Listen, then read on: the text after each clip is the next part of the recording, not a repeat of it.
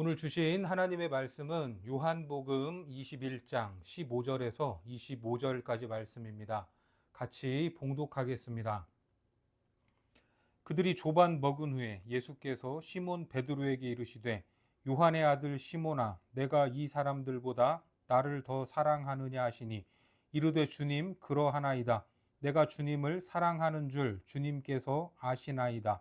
이르시되 내 어린 양을 먹이라 하시고 또 두 번째 이르시되 요한의 아들 시몬아 내가 나를 사랑하느냐 하시니 이르되 주님 그러하나이다. 내가 주님을 사랑하는 줄 주님께서 아시나이다. 이르시되 내 양을 치라 하시고 세 번째 이르시되 요한의 아들 시몬아 내가 나를 사랑하느냐 하시니 주께서 세 번째 내가 나를 사랑하느냐 하심으로 베드로가 근심하여 이르되 주님 모든 것을 아시오매 내가 주님을 사랑하는 줄을 주님께서 아시나이다.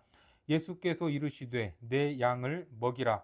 내가 진실로 진실로 내게 이르노니 내가 젊어서는 스스로 띠뛰고 원하는 곳으로 다녔거니와 늙어서는 내 팔을 벌리리니 남이 내게 띠띠우고 원하지 아니하는 곳으로 데려가리라. 이 말씀을 하심은 베드로가 어떠한 죽음으로 하나님께 영광을 돌릴 것을 가르치심이로라.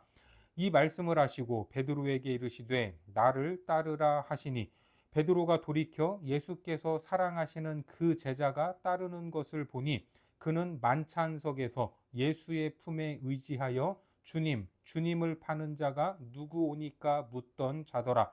이에 베드로가 그를 보고 예수께 여짜오되 주님, 이 사람은 어떻게 되겠사옵나이까? 예수께서 이르시되 내가 올 때까지 그를 머물게 하고자 할지라도 내게 무슨 상관이냐? 너는 나를 따르라 하시더라. 이 말씀이 형제들에게 나가서 그 제자는 죽지 아니하겠다 하였으나 예수의 말씀은 그가 죽지 않겠다 하신 것이 아니라 내가 올 때까지 그를 머물게 하고자 할지라도 내게 무슨 상관이냐 하신 것이로라. 이 일들을 증언하고 이 일들을 기록한 제자가 이 사람이라. 우리는 그의 증언이 참된 줄 아노라. 예수께서 행하신 일이 이 외에도 많으니 만일 낱낱이 기록된다면 이 세상이라도 이 기록된 책을 두기에 부족할 줄 아노라. 오늘은 각자의 사명대로 하나님께 영광을 이라는 제목으로 하나님 말씀 전하겠습니다. 이제 요한복음의 마지막 시간입니다. 디베리아 바닷가에서 주님이 준비하신 만찬, 생선과 떡을 구워서 제자들을 섬기셨습니다. 주님께서 로마 병사들에게 잡힌 이후에 제자들은 도망가고 배신했죠. 하지만 부활하신 주님은 그 모든 일에 대해 책망하지 않으시고 제자들을 품어 주셨습니다. 친히 밥상을 준비하시고 밥을 먹자고 하신 것도 그들의 연약함을 있는 그대로 수용하고 너희들은 여전히 나와 한 가족이다 라는 메시지였던 겁니다. 어떻습니까? 내 잘못이 큰데 용서받기 힘든데 자격 없는 나를 있는 그대로 받아주시는 주님의 사랑이 얼마나 큰지 알 수 있습니다. 그러니까 용서를 받았다는 것은 사랑을 받은 것과 같습니다. 특별히 초점이 누구에게 있었죠? 베드로에게 있었습니다. 생선과 떡을 구웠던 숯불은 베드로에게 있어서 뼈아픈 장면을 연상시키는 것이기 때문입니다. 법정에서 신문당하시고 고난당하시는 주님이 있음에도 숯불 앞에서 불을 쬐다가 주님을 부인하지 않았습니까? 차가운 새벽에 불은 피워져 있었지만 여전히 베드로의 마음은 상처가 있었던 것입니다. 수치를 느낄 수밖에 없었습니다. 끝까지 주님을 따르겠다고 얼마나 큰 소리를 쳤습니까? 하지만 모든 결단과 각오가 한순간에 무너지는 뼈아픈 실패를 그 불 앞에서 기억하지 않을 수 없었던 겁니다. 이제 조반을 먹은 후에 어떤 일이 있었는지 보여주고 있는데 그때 예수님이 베드로에게 이렇게 말씀하시죠. 15절에 보면 그들이 조반 먹은 후에 예수께서 시몬 베드로에게 이르시되 요한의 아들 시몬아 내가 이 사람들보다 나를 더 사랑하느냐 하시니 이르되 주님 그러하나이다. 내가 주님을 사랑하는 줄 주님께서 아시나이다. 이르시되 내 어린 양을 먹이라 하시고. 여기서 우리가 한 가지 눈여겨볼 것은 베드로의 호칭입니다. 주님이 뭐라고 부르셨죠? 요한의 아들 시몬이라고 부르십니다. 이것은 예수님과 처음 만났을 때의 기억을 떠올리게 하는 호칭입니다. 요한복음 1장 42절에 보면 데리고 예수께로 오니 예수께서 보시고 이르시되 내가 요한의 아들 시몬이니 장차 게바라 하리라 하시니라. 게바는 번역하면 베드로라. 물론 이것이 본명입니다. 그러니까 이렇게 불러도 문제가 되진 않지만 굳이 요한의 아들 시몬으로 부르신 이유는 새로운 시작을 그 인간적인 연약함에서부터 우리 다시 시작하자라는 말입니다. 여기서 게바는 베드로죠. 베드로는 반석이라는 뜻입니다.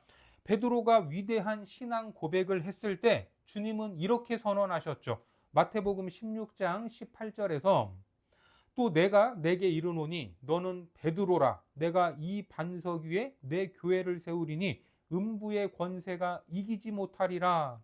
베드로의 뜻은 반석이었지만 그 이름처럼 굳건한 반석의 삶을 살지는 못했습니다. 예수님께 부름을 받은 때부터 게바, 베드로, 반석이 되어야 할 소명이 있었지만 여전히 연약했기 때문에 이런저런 실수를 하고 주님을 모른다고 배신했던 것입니다. 사실 전혀 반석 같지 않았던 베드로였지만 성경은 반석으로 이름을 바꾸어서 부르기 시작했고 슬그머니 그 이름을 베드로로 기록하고 있습니다.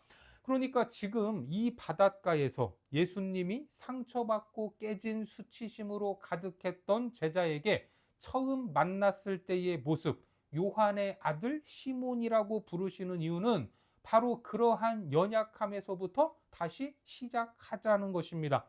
베드로를 회복시키고 계시는 참으로 놀라운 부름입니다. 그렇게 베드로에게 물으시죠. 내가 이 사람들보다 나를 더 사랑하느냐 하시니, 예수님의 질문을 보면 이 사람들이 나를 사랑하는 것보다 너의 사랑이 더 크지? 네가 더 사랑하는 거 맞지? 이렇게 들립니다. 자, 하지만 여기 사람들로 번역된 헬라 말 후토스라는 말은 남성으로 번역될 수도 있고 중성으로 번역될 수도 있는 단어입니다. 그래서 성경은 디스의 복수형인 디즈로 되어 있습니다. 그러니까 이것이 꼭 사람들을 나타내는 것인지 다른 것을 의미하는 것인지는 정확하지 않습니다. 그냥 우리 성경에서는 이 사람들보다 이렇게 번역을 해 놓았습니다. 그래서 해석에도 몇 가지 견해가 있는데 첫 번째는 말 그대로 뭐뭐보다 이 사람들보다 더 사랑하느냐 하는 비교급으로 물으셨다는 것입니다. 여러분, 남들과 비교를 당하면 좋습니까? 안 좋습니까? 안 좋죠. 그런데 이렇게 비교하는 화법은 누가 자주 사용을 했냐면 베드로가 자주 사용을 했습니다. 예수님과 함께하는 3년 동안 항상 주변의 것과 주변의 누군가와 자기를 비교했습니다. 마태복음 26장 33절에도 보면 베드로가 대답하여 이르되 모두 주를 버릴지라도 나는 결코 버리지 않겠나이다. 그냥 자기 혼자 어떻게 하겠습니다 라고 결단을 하면 되는데 모두 다 주를 버릴지라도 누구를 끌어들여서 비교하고 있습니다. 남들과 비교하면서 자기를 증명하고자 했던 화법을 베드로가 많이 사용했습니다. 안 그래도 주님과 마주하는 것이 미안하고 죄송한데 비교하면서 물었다면 아픈 상처에 소금을 친다는 느낌이 들었을 것 같습니다. 그렇다면 상당히 의도적인 발언으로 볼 수가 있죠. 다른 사람들보다 나를 더 사랑하냐. 그리고 두 번째는 질문의 목적어가 바뀌는 것을 볼 수 있습니다. 16절 말씀에 보시면 또 두 번째 이르시되 요한의 아들 시몬아 내가 나를 사랑하느냐 하시니 이르되 주님 그러하나이다. 내가 주님을 사랑하는 줄 주님께서 아시나이다. 이르시되 내 양을 치라 하시고. 첫 번째 질문은 뭐였습니까? 내가 이 사람들이 사랑하는 것보다 나를 더 사랑하느냐? 얼핏 보면 앞에 질문하고 다를 바 없는 것 같은데 다른 질문입니다. 뭐가 다르냐면 목적어가 다릅니다. 두 번째 질문은 예수님인 자신과 또 이 사람들과 둘 중에 누구를 더 사랑하느냐는 질문입니다. 이해가 되시죠? 그리고 세 번째는 사람이 아닌 중성으로 번역할 수 있다는 겁니다. 베드로가 예수님을 따라 나서서 제자의 길로 들어설 때 배와 그물과 물고기를 다 버려두고 예수님을 쫓았다고 합니다. 그러면 이것들이 무엇입니까? 생업의 현장으로 돌아와서 다시 그 도구를 잡았던 모든 것을 총칭하는 표현인 겁니다. 결국 그런 세상의 것들보다 아직도 나를 더 사랑하느냐라는 질문으로 볼 수 있는 겁니다. 자, 이 세 가지 해석 중에 어느 해석이 가장 자연스러운 것 같습니까? 바로 첫 번째 해석입니다. 네가 이 사람들이 나를 사랑하는 것보다 나를 더 사랑하느냐? 이것은 베드로가 자주 사용했던 비교급으로 물었다라는 겁니다. 베드로의 이런 화법은 베드로의 헌신에 있어서 결정적 문제였습니다. 예수님은 이런 질문을 통해 베드로의 문제를 들춰내고 바로 잡으려고 했던 겁니다. 그런데 베드로의 대답을 보면 15절에서 이르되 주님 그러하나이다. 내가 주님을 사랑하는 줄 주님께서 아시나이다. 여러분, 베드로가 지금 이렇게 대답을 했는데 이렇게 대답하는 것이 맞습니까? 좀 뻔뻔스러운 것 같지 않습니까? 어떻게 주님을 그렇게 부인하고 배반하고서 여전히 주님을 사랑한다고 말할 수 있을까? 차라리 주님, 저는 틀렸습니다. 제가 어떻게 주님을 사랑한다고 제 입으로 말할 수 있습니까? 저는 안 됩니다. 이렇게 말해야 맞을 것 같습니다. 그런데 베드로는 주님 사랑합니다. 그거 주님이 아시잖아요. 이렇게 대답을 했던 겁니다. 베드로는 무슨 생각으로 주님을 사랑한다고 했을까? 지금 베드로가 이 사랑을 고백할 수 있었던 것은 그것이 완성이 돼서 완벽한 사랑이어서 드리는 고백이 아니라는 겁니다. 여전히 부족하고 연약하고 언제 어떻게 실수하고 또 넘어질지 모릅니다. 그렇죠. 우리 역시 교회에 나와서 주님을 만난다 이렇게 말을 하는데 주님을 만날 때 정말 한 주간 잘 살아서 떳떳해서 당당하게 주님을 마주하는 사람이 몇 명이나 있겠습니까? 한 주를 돌아보면 죄로 인해 넘어질 때가 한두 번이 아니었습니다. 그럼에도 불구하고 예배당에 나오는 이유가 무엇입니까? 주님을 사랑하기 때문입니다. 완전하고 온전하지는 못하지만 그래도 주님을 사랑하기 때문에 찬양하고 예배하고 기도하는 것 아닙니까? 주님은 그 사랑이 조금 모자라도 흠이 있어도 연약해도 괜찮다는 것입니다. 그거면 충분하다는 겁니다. 그런데 어떤 분들은 완벽해야만 주님 앞에 설 수 있다라고 생각을 합니다. 그래야 믿을 수 있고 뭔가 할 수 있다고 여깁니다. 그렇지 않습니다. 주님은 우리를 있는 모습 그대로 받아주시는 분입니다. 주님, 제 사랑을 주님이 아시지 않습니까? 연약한 것도, 부족한 것도, 언제 어떻게 넘어질 것도 다 아시지 않습니까? 그렇지만 저는 주님을 사랑합니다. 주님을 떠날 수 없습니다. 이거면 되는 겁니다. 그래서 베드로의 세 번째 고백을 보시면 17절에 세 번째 이르시되 요한의 아들 시몬아 내가 나를 사랑하느냐 하시니 주께서 세 번째 내가 나를 사랑하느냐 하심으로 베드로가 근심하여 이르되 주님 모든 것을 아시오매 내가 주님을 사랑하는 줄을 주님께서 아시나이다. 예수께서 이르시되 내 양을 먹이라. 베드로가 근심했다고 합니다. 어린 여종 앞에서 주님을 모른다고 부인했던 것을 본인도 알고 예수님도 알고 계십니다. 그러니까 근심스러운 마음으로 주님, 다 아시면서 왜 계속 물으십니까? 걱정스러운 마음으로 그래도 저는 주님을 사랑합니다 라고 고백을 드리는 겁니다. 이처럼 완전하지도 않은 사랑, 앞으로 뭔가를 하겠다는 결단도 없는 베드로였지만 놀라운 것은 이런 제자를 향해 내 어린 양을 먹이라고 맡기셨다는 겁니다. 사명을 주셨습니다. 3번에 걸친 질문과 대답은 내 양을 먹이라, 내 양을 치라, 내 양을 먹이라 하는 사명으로 이어지고 있습니다.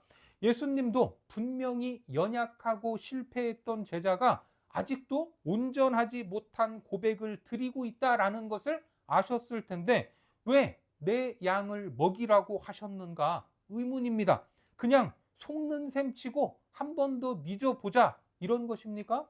계속해서 19절을 보겠습니다. 이 말씀을 하심은 베드로가 어떠한 죽음으로 하나님께 영광을 돌릴 것을 가리키심이로라. 이 말씀을 하시고 베드로에게 이르시되 나를 따르라 하시니, 마지막에 나를 따르라 이 말을 직역하면 이제부터는 나랑 같이 가자라는 말입니다. 그러니까 이제부터 너에게 사도로서의 사명을 맡기는데 이제는 너 혼자 네 마음대로 하도록 내버려 두지 않겠다는 것입니다. 그래서 앞선 말씀에서 설명을 하고 있죠. 18절에 내가 진실로 진실로 내게 이르노니 내가 젊어서는 스스로 띠뛰고 원하는 곳으로 다녔거니와 늙어서는 내 팔을 벌리리니 남이 내게 띠띠우고 원하지 아니하는 곳으로 데려가리라. 젊은 날과 늙은 후의 삶을 비교하고 있습니다. 구분하고 있습니다. 젊은 날에는 어때요? 항상 능동적으로 적극적으로 살았습니다. 스스로 띠를 띠고 원하는 곳에 다녔다고 합니다. 실제로 그랬죠. 장담하고 결단하고 헌신하고 큰소리치고 바다 위에서 주님만 보면 물로 뛰어들었습니다. 전부 자기 판단대로 움직였던 겁니다. 그런데 늙어서는 어떻게 된다고 합니까? 다른 사람이 띠를 띄우고 네가 원하지 않는 곳으로 데려갈 것이라고 합니다. 실제로 베드로의 삶은 주님이 말씀하신 대로 이루어집니다. 사도행전 12장에 보면 이에 베드로는 옥에 갇혔고 교회는 그를 위하여 간절히 하나님께 기도하더라. 헤롯이 잡아내려고 하는 그 전날 밤에 베드로가 두 군인 틈에서 두 쇠사슬에 매여 누워 자는데 파수꾼들이 문 밖에서 옥을 지키더니, 지금 예루살렘에 큰 핍박이 와서 야고보도 죽고 스데반도 죽은 상황입니다. 베드로는 목숨을 건진 채 옥에 갇혀 있었지만 헤롯이 잡아내려고 하는 그 전날 밤에 이제 이러한 사건이 일어나는 겁니다. 사도행전 12장 이어서 보면 호련히 주의 사자가 나타나매 옥중에 광채가 빛나며 또 베드로의 옆구리를 쳐 깨워 이르되 급히 일어나라 하니 쇠사슬이 그 손에서 벗어지더라. 천사가 이르되 띠를 띠고 신을 신으라 하거늘 베드로가 그대로 하니 천사가 또 이르되 겉옷을 입고 따라오라 한대. 여기서 말하는 띠는 뭡니까? 본인이 알아서 맨 띠가 아니라 천사가 시켜서 한 띠 아닙니까? 계속해서 12장 베드로가 나와서 따라갈새 천사가 하는 것이 생시인 줄 알지 못하고 환상을 보는가 아니라. 여러분, 이 모든 과정은 베드로가 아닌 천사, 영적인 존재에 이끌려 가고 있습니다. 젊은 시절과 같습니까? 다릅니까? 완전히 다릅니다. 내가 원하는 것, 하고 싶은 일을 내 마음대로 하는 것이 아닙니다. 결국 베드로는 마지막 순간에 예수님께서 하늘을 향하여 머리를 두고 죽었던 그 십자가에 나는 감히 스승과 같은 방향으로 죽을 수 없다면서 거꾸로 십자가에 매달려 죽었습니다. 성경에는 없지만 여러 문서들에 남아있죠. 클레멘트 고증서, 그리고 성경은 아니지만 외경으로 분류된 베드로 행전에도 베드로가 거꾸로 십자가에 매달려 죽었다고 나오고 있습니다. 오늘 본문 18절에서 내 팔을 벌리리니, 이 말이 뭡니까? 십자가에 매달려 죽게 될 것이라는 말입니다. 예수님이 바로 그것을 암시하고 있는 것입니다. 그런데 이 말을 듣고 베드로가 뭐라고 하죠? 20절과 21절에 보니까 베드로가 돌이켜 예수께서 사랑하시는 그 제자가 따르는 것을 보니 그는 만찬석에서 예수의 품에 의지하여 주님을 파는 자가 누구오니까 묻던 자더라. 이에 베드로가 그를 보고 예수께 여짜오되 주님, 이 사람은 어떻게 되겠사옵나이까? 이게 누구죠? 요한입니다. 요한. 요한이 따르는 걸 보고서 예수님께 뭐라고 물어요? 주님, 이 사람은 어떻게 되겠사옵나이까? 금방 다른 사람을 또 끌어와서 저 사람은 앞으로 어떻게 될지 또 비교하려고 했던 겁니다. 사람이 참 안 변하죠. 그러자 주님이 꾸짖듯 말씀하는 것 같습니다. 22절과 23절에 예수께서 이르시되 내가 올 때까지 그를 머물게 하고자 할지라도 내게 무슨 상관이냐? 너는 나를 따르라 하시더라. 이 말씀이 형제들에게 나가서 그 제자는 죽지 아니하겠다 하였으나 예수의 말씀은 그가 죽지 않겠다 하신 것이 아니라 내가 올 때까지 그를 머물게 하고자 할지라도 내게 무슨 상관이냐 하신 것이라. 여러분, 사명이 무엇입니까? 사명은 내가 선택하는 것이 아니라 주님이 주권적으로 나에게 맡기시는 겁니다. 베드로는 복음을 전하다가 십자가에 그 팔을 벌려 거꾸로 매달려 죽는 것으로 하나님께 영광을 돌렸습니다. 내가 받은 사명과 다른 사람의 사명을 비교할 필요가 없는 것입니다. 베드로는 요한의 사명을 궁금해했는데 요한의 사명은 무엇입니까? 24절에 보면 이 일들을 증언하고 이 일들을 기록한 제자가 이 사람이라 우리는 그의 증언이 참된 줄 아노라. 요한은 끝까지 살아남아서 다른 제자들이 어떤 사역을 하고 어떤 고난을 받고 그 최후가 어떤지를 다 지켜보고 그것을 기록하는 것, 그것이 사명이었습니다. 예수 그리스도의 생생한 삶의 현장, 거기서 일어난 기적들을 사도 요한이 기록으로 남기지 않았습니까? 25절에도 예수께서 행하신 일이 이 외에도 많으니 만일 낱낱이 기록된다면 이 세상이라도 이 기록된 책을 두기에 부족할 줄 아노라. 이렇게 요한복음은 마무리되고 있습니다. 어떻습니까? 사람들은 다 자기 취향이 있습니다. 짧고 굵은 삶을 선택할 것인지 길고 가는 삶을 선택할 것인지 편하고 박수 받는 곳인지 고생만 하고 좋은 소리는 못 듣는 곳인지 여러분들은 어떤 삶을 원하십니까? 어느 쪽이든 하나님이 주신 사명이라면 거기에 충성할 때 하나님이 영광을 받으시는 줄 믿으시기 바랍니다. 나를 적대하고 아픔이 있고 차갑고 냉랭한 곳에서 사명을 감당한다면 주님을 사랑하지 않고서는 도무지 감당할 수 없습니다. 주님이 함께 하지 않으면 해낼 수 없는 것입니다. 우리가 십자가의 길을 걷는 것은 내가 원하지 않는 곳으로 가는 것입니다. 그걸 원하지 않지만 주님을 사랑하기에 주님이 내게 맡기신 사명이라면 묵묵히 걸어가는 것입니다. 마치 십자가 위에서 예수님이 아버지, 내 영혼을 아버지께 맡기나이다 라고 했던 것처럼 말입니다. 주님이 우리에게 맡긴 역할과 사명을 감당할 때 세상의 평가와 사람의 칭찬에 따라 흔들리지 않기 바랍니다. 오직 주님을 사랑하는 마음으로 충성스럽게 감당하여 하나님께 영광을 돌리는 거룩한 제자들이 되시기를 주님의 이름으로 축복합니다. 기도하겠습니다. 하나님, 요한복음을 통해 육신으로 오신 예수 그리스도의 전 생애를 알게 하시니 감사합니다.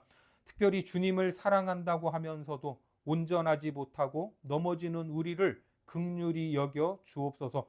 우리를 그대로 받아주셔서 다시 일으켜 주시고 삶의 순간마다 함께 하셔서 받은 사명을 충성스럽게 감당하게 하시고 하나님께 영광을 돌리는 복된 삶이 되도록 축복하여 주옵소서.